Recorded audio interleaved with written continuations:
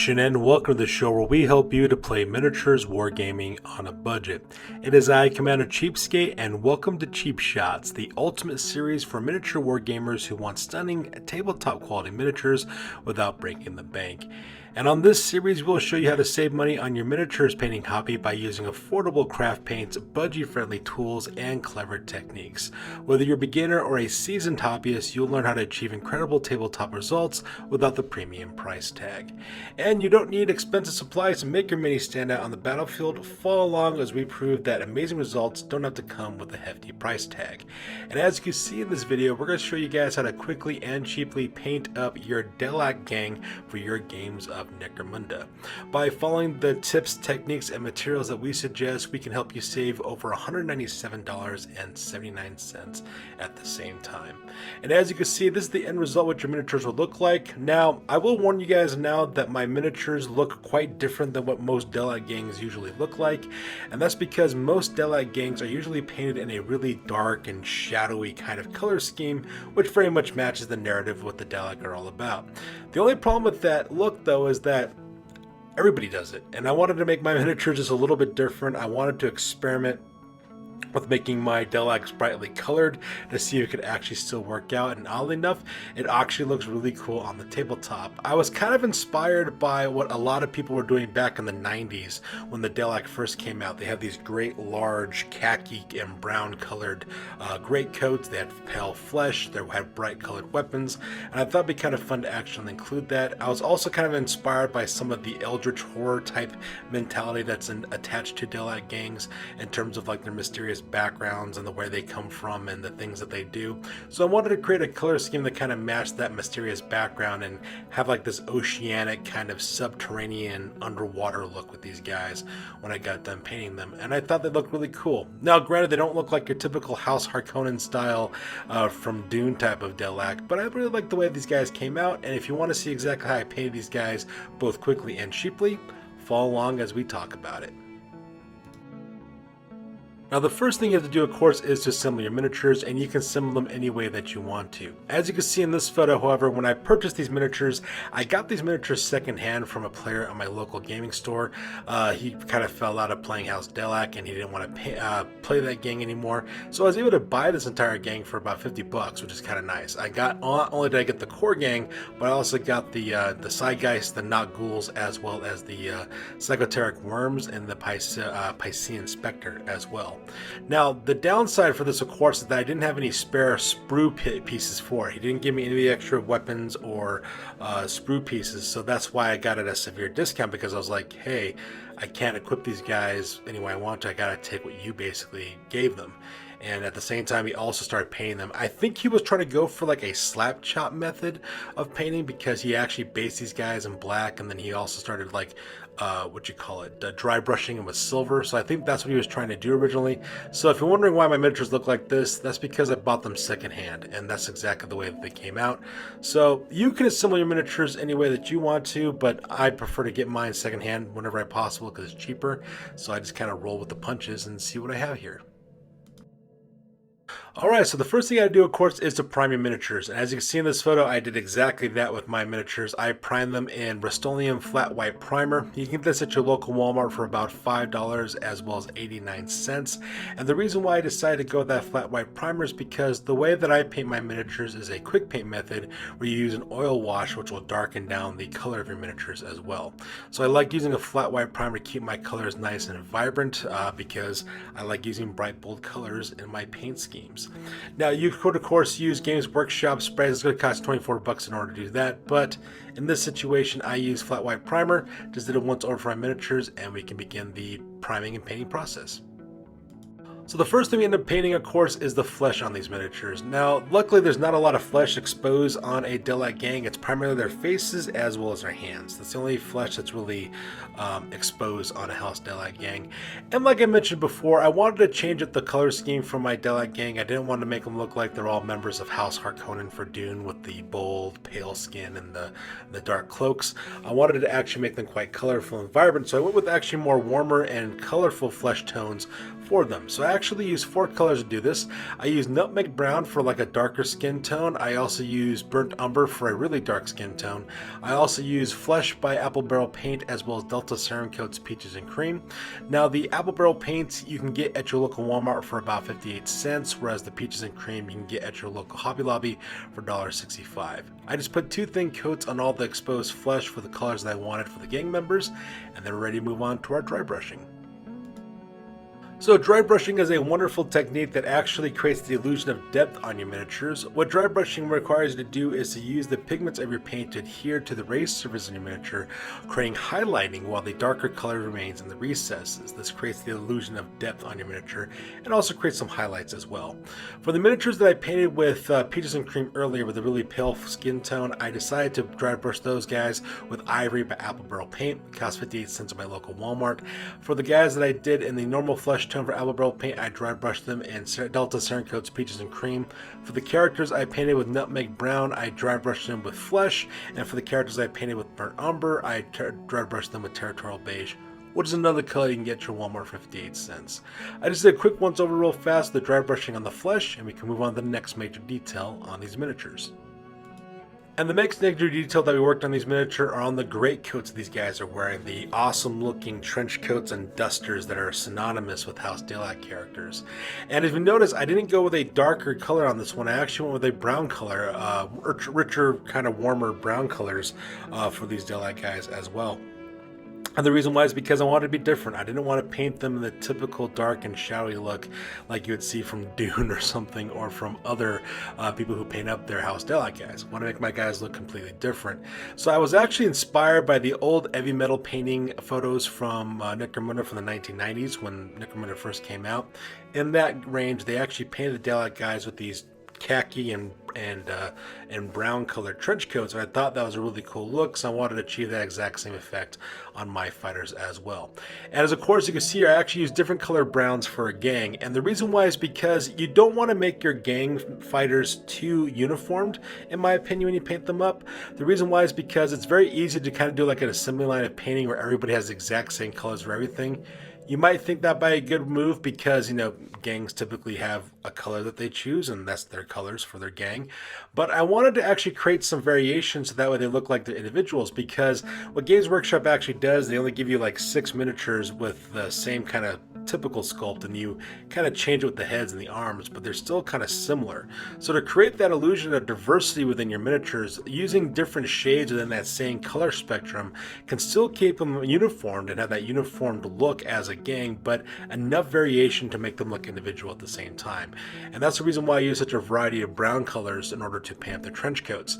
So as you can see, for 2 of them I use Territorial Beige. For 2 of the fighters I use Anita's Acrylic Moccasin Brown, which costs $1.99 at your local Hobby Lobby for those characters. For 3 of them I painted with Khaki from Apple Barrel Paint, 58 cents at your local Walmart. For another fighter by himself, I painted him up with Burnt Umber by himself, and for the last 2 I use Anita's Acrylic Taupe Gray for $1.99 at your local Hobby Lobby there. And as you can see, we have a wide variety of different colors, so even though they are the same, similar looking sculpts, they look kind of different at the same time and creates a lot of individuality. At the same time, you can tell that they're still part of the same group because they have the same kind of theme of color for their gang. So once you have our base coat down, the next thing we need to do, of course, is to dry brush our miniatures. For the miniatures that I painted with Taupe Gray, I actually dry brushed those guys with Ivy by Apple Barrel Paint. For the characters I painted in Khaki, I dry brushed them with Taupe Gray by Anita's Acrylic. For the ones that I did in Territorial Beige, I dry brushed them with Khaki by Apple Barrel Paint, and for the guys who I did with Burnt Umber, as well as Moccasin Brown from Anita's Acrylic, I dry brushed those guys in Territorial Beige as well. So that way with this nice kind of detail, it brings a lot of details we couldn't see before, like the folds and the ripples of the cloak, as well as leaving those darker colors in the recesses. Now if you notice, there is a kind of a chalky kind of pastel appearance with your miniatures when you dry brush them that way. It's going to look like that. Unfortunately, it's a side effect of dry brushing, but don't worry, once we actually wash our miniatures with an oil wash, it's going to smooth out those transition and that chalky pastel appearance is going to go away. Now, if you notice, I painted my Delaques a little bit differently this time around with their coats. Now, traditionally, most people paint the shoulders and the chest the same color as they would as the sleeves, as well as the rest of the body on the miniatures as well. But when I was looking at these sculpts, I really noticed that the chest and the shoulders could actually be considered a vest. It looked like to me, it looked like a Vietnam era, Cold War era U.S. Army flak vest that soldiers used to wear during the Cold War era of the United States military.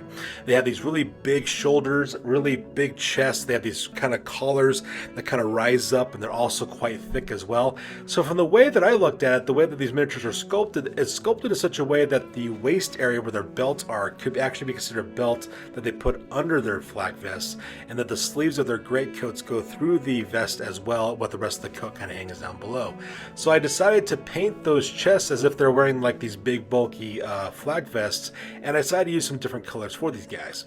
The reason why is because I was kind of harkening back to the days of Delaque lore, saying that these guys are supposed to be like eldritch horrors from like ancient sea-dwelling creatures that used to live in the oceans of Necromunda before the oceans went away, and they kind of made these deals with these ancient creatures to kind of establish themselves as nobles on Necromunda. Very much an H.P. Lovecraftian style of background story, with minus the innate racism in his literature.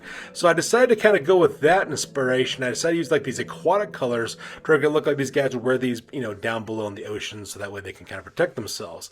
So for 3 of these fighters, I painted them up in Delta Serum Coats Mermaid Blue, which is a nice bright blue color that you can get your local Hobby Lobby. That's going to cost you $1.65 for those. For one fighter, I painted up in Tuscan Teal for the guy armed with a grav gun, I believe. That costs 58 cents at your local Walmart for Apple Barrel paint. For one fighter, I painted his flak vest in Marsh Green, also 58 cents from Walmart. Another fighter, I decided to pick out his in Holly Branch, which is a nice bright green color. I got that from Walmart for 58 cents as well. And for the remainders of the fighters, about 4 of them, I painted them up using Bright Blue by Apple Barrel Paint by 58 cents. Just put 2 thin layers on the shoulders, as well as the chest, as well as the collars of these flak vests, as well as a little stripe of color on their trench coats, and you're ready to go. So the next color, of course, we decided to do is to dry brush these miniatures. Now, regardless of what color I use for the blues, I decided to dry brush them all exactly the same color with Dutch Aqua by Folk Art. It costs $1.17 at your local Walmart. Just a quick dry brushing real quick, so that way you can see a lot of the details we couldn't see before. So like individual straps and buckles, as well as armor plating that's on their armored vests. And for the guys that I painted various shades of green, I used Lime Sugar by Apple Barrel Paint. That costs 58 cents at your local Walmart as well. And once you guys get done dry brushing that, we can move on to our next detail. And that next detail, of course, are the leather goods. So these characters are actually wearing quite a bit of leather on themselves. They have these huge utility belts that they wear, where they have their magazines as well as their equipment hanging off of it, as well as holsters. We also painted their boots, as well as the arm greaves that they have on their forearms as well. We picked those out in 2 thin layers of pigment paint by Apple Barrel Paint. You can get this at your local Walmart for about 58 cents. And the reason why I use this color is because it's got a nice grit texture to it, so it does a really great job of capturing dry brushing details when you decide to dry brush it as well. At the same time, that dark color contrasts quite nicely with the warmer earth tones that we have for the greatcoats, as well as the blues and the greens that we're using for their flak vests. And as you can see, even though we're using a variety of different colors for these guys, they look very uniform. You can tell that they're part of the same group of characters, just by the way they're sculpted and the way that they look with the colors that we're using. The next step, of course, is to dry brush their leather goods. We're going to use Folk Art's Pale Gray, which you can get at your local Walmart for about $1.17, and we're just going to quickly dry brush the materials that we did in pigment earlier. Don't be afraid of actually overspilling. If you accidentally over dry brush into the other colors, it's not really going to matter, because the Pale Gray is going to just kind of look like it's part of the paint job when it's actually done with its oil wash, so you don't have to really worry about it. So you don't have to be particularly neat at this point. Just make sure you got a good solid base coat of the dry brushing on the miniatures. And as you can see, it brings a lot of the details that we couldn't see before, like little iconography on their leather goods, like on their utility belts, also like little pieces of buckles that they have on their arm greaves, and other details that we couldn't see before. So the next detail we're going to paint for these guys are their rebreathers. As you can see, every single one of these Delaque characters has a rebreather around their neck, and they also have a cable tube that hooks up to like a rebreather on the small of their backs as well. And it's kind of like an interesting kind of detail because it's kind of like, what are they breathing? You know, why do they need to have this? I think it's because it's supposed to represent the fact that these guys are from the depths of Necromunda, from the oceanic days. So I like to think that they're kind of breathing this kind of mist because they're supposed to be semi-aquatic because they're not exactly all human, kind of like the deep ones from the Shadows over Innsmouth. However, though, I also like the idea that what they're actually breathing in is ghast. Ghast, of course, which is a crystalline form of a chemical that when they breathe it in large chunks, they can actually awaken psychic abilities, which, of course, the Delaque are all about, using psychers with their psychoteric whispers. So I thought it was kind of a cool look, too. And I really like the idea that what they're actually breathing in is ghast dust from that they actually mine, so that way they can expand their minds and actually talk to the shadowy, puppet masters that kind of pull the strings for House Delaque. So I decided to paint those up in 2 shades of kiwi to represent the fact that it's this lurid green color for the gas that they're actually breathing in as well. Kind of reminds me of the old Spacers Guild from the David Lynch Dune movies. If you guys ever watched that film from the 1980s, they actually show the Spacers Guild, which I think where the Delaque originally got their inspiration from Games Workshop. They wear these huge black trench coats. They're all shaved. They have like pale skin, and they're breathing in the melange spice from Dune. And I just kind of imagine these guys as kind of like taking a hit or two from the gas to open their consciousness as they're moving around. And as you can see, for the little detail right down the small of the backs, they have these little rebreathers with like a little, looks like a little container there. And I decided to pick that container out in 2 thin coats of kiwi as well to kind of look like they're actually breathing in, powdered versions or vaporized versions of ghast, so that way they can awaken their psychic abilities as well. And you can get this color at your local Walmart for about 58 cents. And believe it or not, we actually have a lot of the details done with these miniatures. The next thing we're going to work on now are the metallic elements as well as the finer details for these miniatures. And the first thing we're going to work on actually are the weapons that these guys are carrying. So the color I like to use for this one is Gunmetal Gray by Folk Art. You can get this at your local Walmart for about $1.17. It's a nice dark gray, dark metallic gun color for the weapons. If you notice, I've painted the entirety of the weapons in the same exact colors. I painted the weapon casing, the magazines, the barrels, the entire thing metallic gunmetal gray. And the reason why I did that is because I plan on using glazing on the weapons to kind of give like this kind of colored metallic glow on it.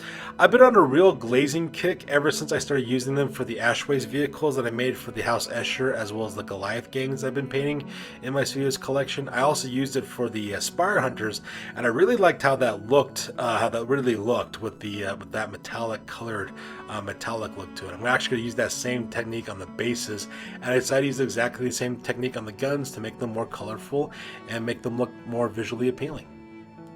And that's exactly what I decided to do. I started using yellow from King's Gold by Appleboro Paint in order to create this glazed look. Now there's 2 reasons why I picked this color. The first one is because it is a contrasting color to the blues, and it's also a complementary color to the browns that I have on these characters. At the same time, it's also very eye-catching as well, these kind of yellow colored weaponry that these guys are packing. Glazing, of course, what you do is you take your paint and you actually water it down and kind of make it into like a wash with some water. Now there's some good new things and bad things about glazing. When you glaze your miniature with the yellow color, what's going to happen is that metallic base coat is going to bleed through the layer of paint that we put on there, kind of create this colored, shimmering, metallic look. It's going to look really awesome as well. The problem though is you got to put multiple layers of glazing on it. You just can't be one and done. You got to put successive layers on it, and you have to wait for it to dry completely before you add the next layer. So it is a little time consuming, but the overall effect when you're done looks absolutely amazing. So as you can see here, that's exactly what I did. I did glazing on all the weapons, like the web gauntlets, for example, the last guns, the shotguns, the long rifles, everything that kind of weapon case, and they wanted to be yellow. I then put King's Gold on. Now once that King's Gold was done drying and the glazing was over with, I then went back with Gunmetal Gray and I touched them up. Things like the barrels, for example, the magazines, the parts that I wanted to remain silver, I went back and touched those up and got rid of that glazing in case any of it kind of spilled over. The next detail, of course, are on the green weapons that these guys are carrying. Now, for this part, I'd realized later on I didn't want to do glazing for these guys, so what I decided to do instead was just use normal base coating for this. I put 2 thin layers of crisp apple green. You can get this at your local Walmart for about 58 cents. I put this on the stiletto daggers that the 2 of my fighters are carrying, as well as on the shock stave that the leader is carrying as well as the stiletto daggers that are hanging from his belt. And once you guys are done with that detail, we'll move on to our next major detail for the weapons. So the next step, of course, we're going to do some more glazing. We're going to use glazing using Mystic Turquoise by Folk Art. It's a beautiful turquoise color you can get your local Walmart for about $1.17 as well. I use this for the web weaponry that these guys are carrying, just because I want to make it look like the web weaponry would look a little bit different than normal weapons. So, for example, like the tubes, for example, the little that connects the web gauntlets. Same thing with like the little ammo containers where the webbing comes from, as well as the emitters from the web guns as well. And the reason why I decided to use that turquoise color is because I did exactly the same thing for my Spire Hunter Malkadon fighters. I used this color technique for their web shooters. I thought it looked really cool. I wanted to use exactly the same thing on these Delaque guys as well. The previous owner of these miniatures had a lot of web weapons in his kit, so I decided to just kind of pay homage to that by taking those out. Now, like I said before, glazing is kind of a difficult process because it does take time. It takes a lot of time, actually. I put 3 coats of this glaze on their weapons to get that turquoise metallic look, but it's very worth the effort as well. You do have to be really careful to make sure it doesn't spill over into the yellow, because otherwise that could ruin your overall effect there, so take your time with it. And of course, if you want to skip this step, that's perfectly fine. So the next detail we picked out now is on the back of the Delaque fighters, and the reason why is because the Delaque fighters actually have armor paneling on their coats, as they're on their vests, as well as on their coats as well. And what I love about this little detail is, if you notice, these armor panels are things like on the back of the neck, the back of the shoulders, the back itself, as well as the lower back where your kidneys are located at. It looks like that these guys are used to being backstabbed all the time by their peers, so they put armor paneling reinforcement on their backs to make sure they don't get backstabbed. It's a nice little detail about a very cunning group of assassins. So because that, to create that look and to make it look like a little bit different than the rest of the weapons, I picked that on 2 thin layers Anniversary Silver by Folk Art. You can get it at your local Walmart for about $1.17 as well. It's a more bright, shimmery, kind of bluish silver color in my opinion. So I just put 2 thin layers on this directly onto the armor paneling, so that way it looks distinct from the rest of the miniature and it looks awesome as well. The next color we're going to use is Emperor's Gold by Deco Art. You can get this at your local Walmart for about 99 cents. It's a beautiful, vibrant gold color that's very similar to Retributor armor. I think it's a little bit darker than Retributor armor in my opinion, but what I decided to use this detail for were some of the gold elements on these fighters. For primarily the buckles that they actually have. If you look on their great coats as well as their flak armor, they have these huge buckles as well as belt buckles as well on their utility belts. So I picked those out 2 thin layers of Emperor's Gold in order to bring out that detail, so that way it kind of contrasts nicely as well. I also picked out the house insignia on the magazines as well as on the holsters, some of the weapons these guys are carrying, as well as on the buckles on their forearm grips, as well as their elbow pads as well, so that way they can have that detail kind of shine and kind of come through and make it look really awesome as well. Another metallic color I also used were on the weapons of the stiletto knives that these characters are carrying. Some of these guys are carrying stiletto knives, so I picked out the 2 thin layers of Anita's antique copper in order to make that weapon kind of contrast nicely with the green weapon that these characters are carrying. When I painted this up, actually, I realized that my leader, the stiletto daggers he has on his belt, I forgot to pick those out, so I immediately painted those after this photo, so I do apologize for that. I also did things like pick out the little grenades that these characters are carrying on their hips as well that the original owner put onto them, so I picked those out in that. Same thing with the muzzle of the flamers, as well as some of the weapon fuel tanks, as well as some of the magazines and some of the weapons that these characters are carrying. And the very last metallic element that we picked on these characters were the rebreathers. So the masks that are hanging on the collars of their flak vests, we picked those out in 2 thin layers of copper by Folk Art. It's a beautiful copper color. You can get at your local Walmart for about $1.17. I also used the exact same color on the handle of the serpent that is coiling up the shock stave that the leader is also carrying as well. It does a really nice job contrasting against that green of their staff. And I also used the copper color too on the rebreathers that are hanging out the small of their backs as well, to make it look like it's the same piece of kit that they're helping pump, vaporized, gassed directly into their lungs, so that way they can use their psychic abilities. And the last detail we picked on these characters are on the lenses of their goggles as well as their eyes. So as you can see, I kind of split the gang kind of in half. I had 6 guys be one color while the other 4 are another color. For 6 of them, I used green turquoise or apple barrel paint. It's a beautiful pale green turquoise color. I just put 2 thin dots of this on each one of their eye lenses as well as their eyes, so that way it looks like it's glowing from the darkness. And then for the other guys on the right hand side, I picked out with Bimini Blue by Apple Barrel Paint as well. Another beautiful product that costs 58 cents, a nice bright turquoise color as well, and it looks quite nice with the rest of the colors that we use for the fighters. So now that we're done painting the miniatures, next step we got to do is an oil wash. Now unfortunately I forgot to take a picture of the oil wash stage. I do apologize for that. I'm not a professional YouTuber, so I do apologize for that. But I decided to use oil washing all over the entirety of the miniatures. I didn't actually put it on the base yet. We're going to do that separately. So what we're going to do here is we're going to cover the entire miniature on a simple oil wash. Now when it comes to oil washing, most people like to use Army Painter Strong Tone in order to create this effect, which is perfectly fine. Army Painter Strong Tone is a wonderful product that does exactly as advertised. The only problem though is it costs $32 a can and it's quite expensive. I like to use Minwax Polyshade Acrylic and Mission Oak because I can get this in my local Walmart for about $7.99, and it does pretty much the same thing as the Army Painter Strong Tone does, but it's significantly cheaper at a fraction of the price. What I do is I actually paint over the entirety of the miniature with that oil wash all over the miniature, and I use that to create our wash. Now this step actually does a couple of things. The first thing that it does, it actually sips into the recesses and brings a lot of the details we couldn't see before. So like things like the folds of the fabric, for example, the individual crevices between the armor paneling, the individual details on the weapons, as well as the weapon bodies and kits and stuff that they're also carrying as well, brings a lot of those details we couldn't see before. The second thing the oil washing step also does too is it also blends in the transitions between our dry brushing and our base coating. And as you can see, it actually makes a much more organic look, and that chalky appearance is now gone because the oil wash has smoothed out those transitions. And the last thing it also does, it also mutes the vibrancy of the colors that we're using. That's the reason why I use such bright colors in the earlier steps of the painting, because I know that this oil wash is going to darken it down quite significantly.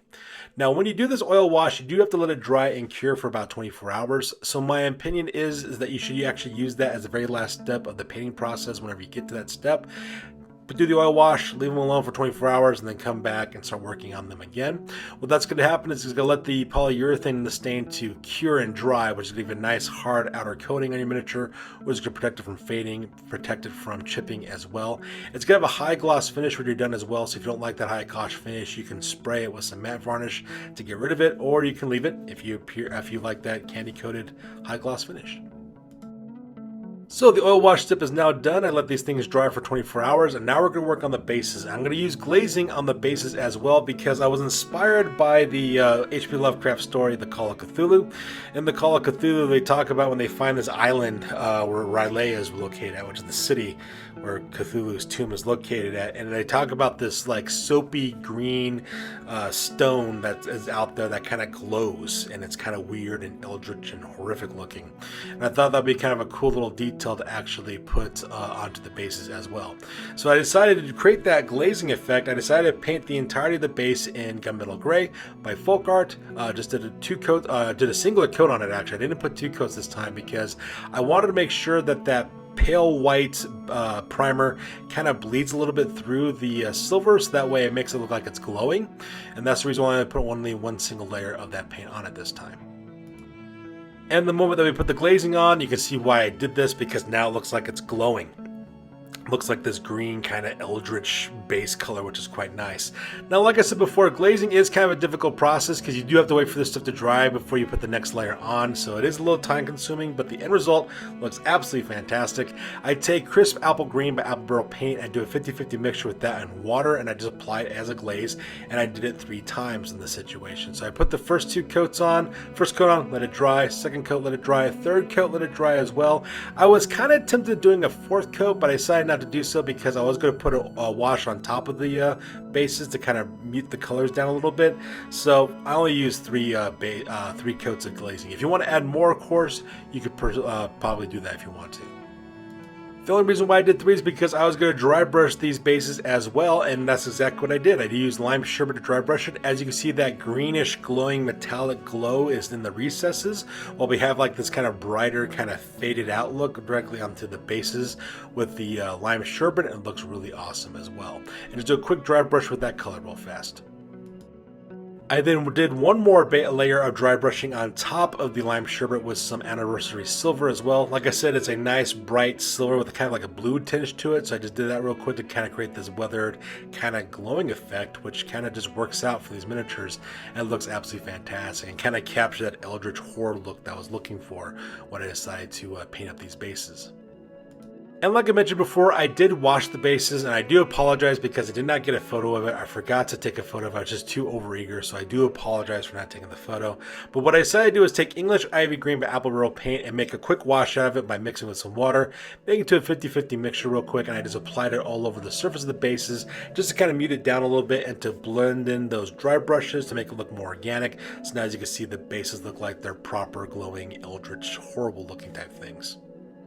And the second to last step, of course, was to rim the bases. I rimmed the bases in 2 thin layers of Skyline by Folk Art. You can get this at your local Walmart for about $1.17.